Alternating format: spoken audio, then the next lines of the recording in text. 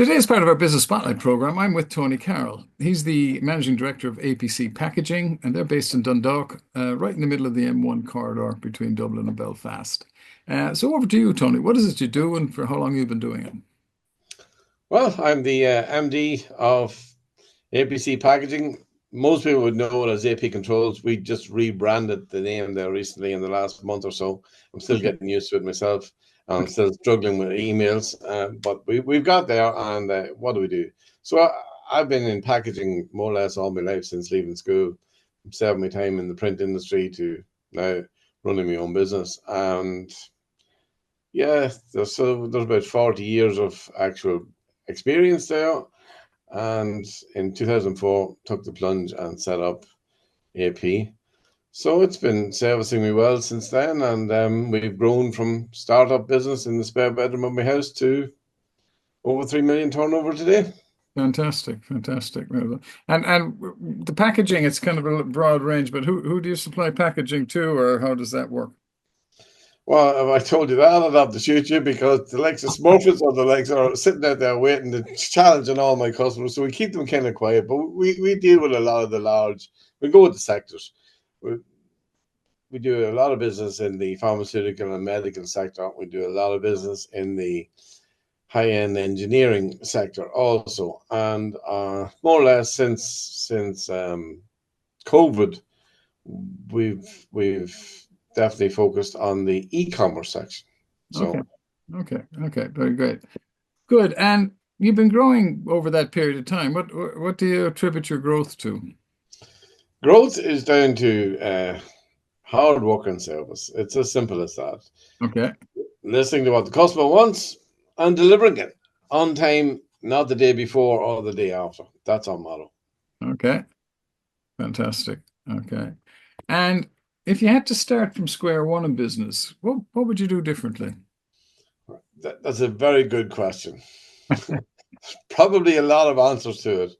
But if I'm to be truthful, I do very little. I started this business, I was 44, and at that stage, I had learned a lot because I had been in lots of different positions.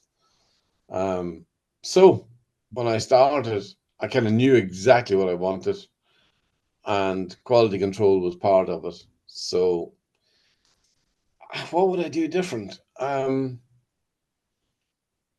I probably wouldn't worry as much. If I was to say something, anybody out there who's starting their own business, do not distress yourself with dark imaginings. They don't happen most of the time. So, Yeah. Okay, great. And it's a good one because worry can be quite or stress can be quite hard on people, particularly in their own business.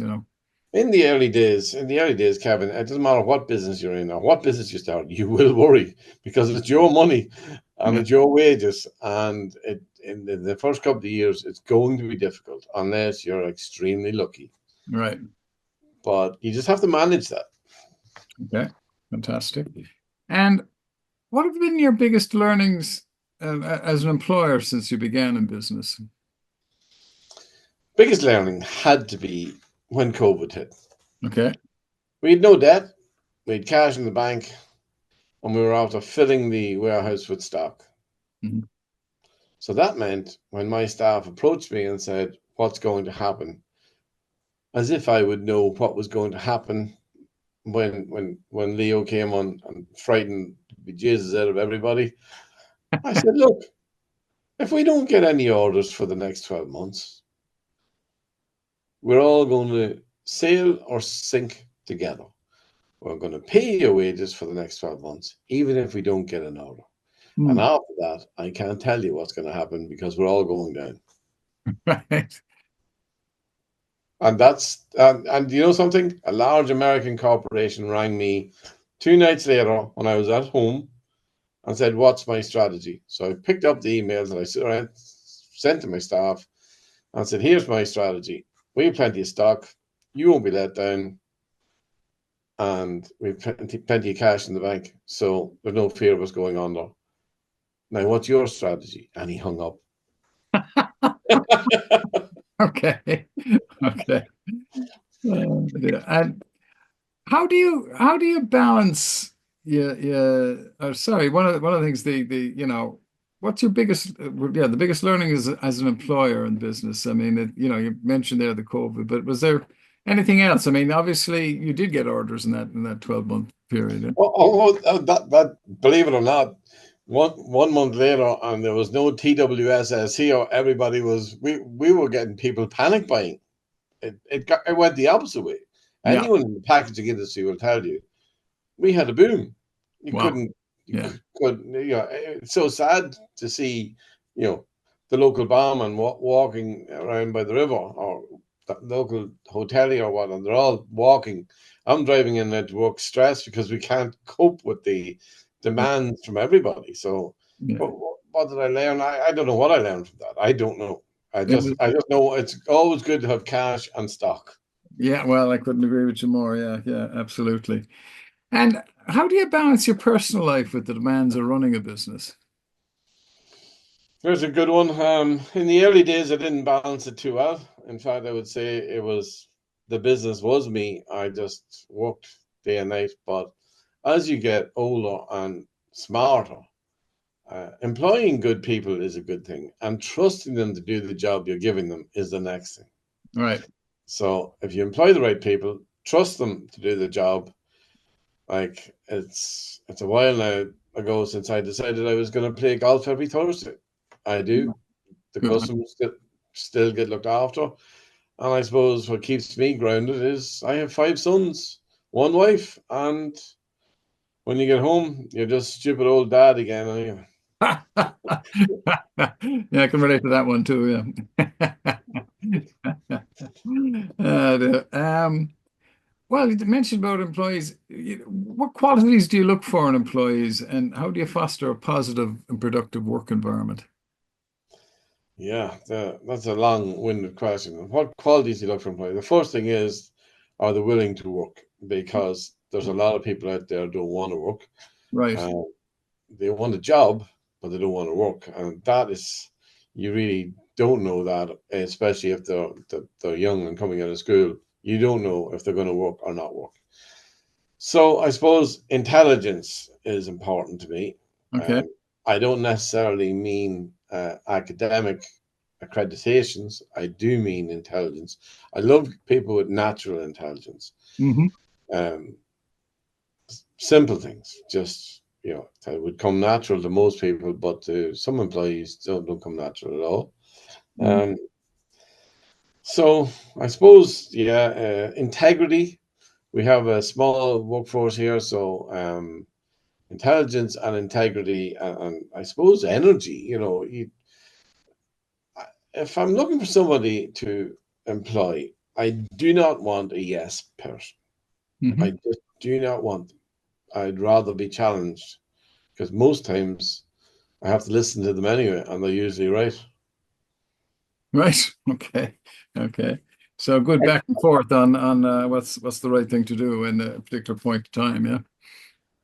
Oh yeah, like just because I'm the MD doesn't mean I have all the answers.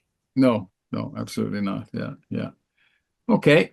And what are some common misconceptions about running a business, and how do you address them? Well, there are some common misconceptions. There's some people think that us employers have it easy and that the money we don't have a problem with money. We pay ourselves. It is not that simple. That's the misconception that somehow we're out there and we're above everybody else. If what should be reminded to the majority of the workforce in Ireland is, had my business gone under at any stage, there was no safety net. Right. There is no safety net. I can't go and draw the dole. No. It doesn't exist for me. So misconceptions, that's one of them. And that annoys me when I hear, employers like me are workers just like anybody else. Just Mhm. sometimes you have to make decisions and sometimes they can relate to, staff or whatever, but you have to make those decisions and I don't have a problem making them. So they're the misconceptions that somehow there is there is this feeling out there that the employer has it easy. Most people I've known in business don't have it easy, and it doesn't matter what it is that's this month's flavor that's going to knock you. It could be Donald Trump with a tariff. It could be COVID-19 that could either raise your business or lower your business or flatten your business. It could be a downturn in the economy for the building industry. You don't know what's coming next. No, no, absolutely true. It's not what comes, but how we manage it and react to it, I suppose. Yeah, That's it. yeah, Yeah. fantastic. Well, listen, Tony, it's been great talking to you. Great chat. There's some great stuff in there for people, and really, really, thanks again for coming on the show. Thank you, Kevin. Pleasure talking to you.